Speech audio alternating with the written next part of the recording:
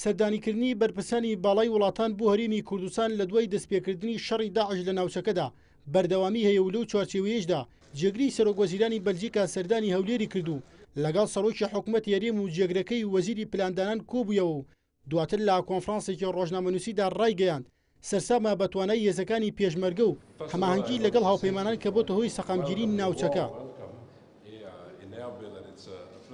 پێویستە هەموو لایەک ئەوە بزانن کە داعش هەڕەشە نیە بە تەنها بۆ ناوچەکە، بەڵکو هەڕەشەیە بۆ هەموو جیهان. ئەوەی لەسەر هەموومانە بەرەنگاربوونەوەی ئەو ڕێکخراوە تیرۆریستیەیە. هێزەکانی پێشمەرگەش کاری خۆیان کردووە. ئەوەی بۆ ئێمە گرنگە وەک وڵاتی بەلجیکا دوای تەواوبوونی ئەم شەڕە هەماهەنگیەکانمان بەردەوام بێت، بە تایبەتیش لە ڕووی بازرگانی و پەیوەندیەکانمانەوە.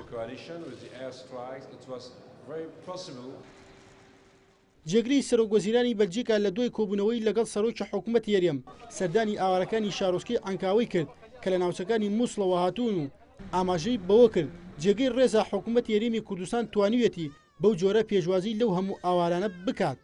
پێمان وایە ئەم جۆرە سەردانانە پشتیوانیە بۆ هەرێمی کوردستان بە تایبەتی لەو ماوەیەکەوە ڕوبەڕووی تێرۆریستی داعش و هەروەها ئەو بارەپرسەی ئاوارەکان بووینەوە.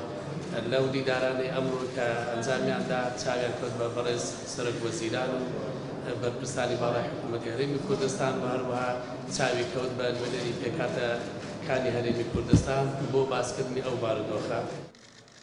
بەلجیکا یەکێکە لەو وڵاتانەی بەشداری هاوپەیمانێتی نێودەوڵەتی کردووە بۆ شەڕی دژی داعش بە سەرۆکایەتی ئەمریکا لەو چوارچێوەیەشدا 120 سەربازی ڕاوێژکاری ڕەوانەی عێراق کردووە و با 6 فڕۆکەی F-16 بەشداری هێرشە ئاسمانیەکان دەکات بۆ سەر چەکدارانی داعش.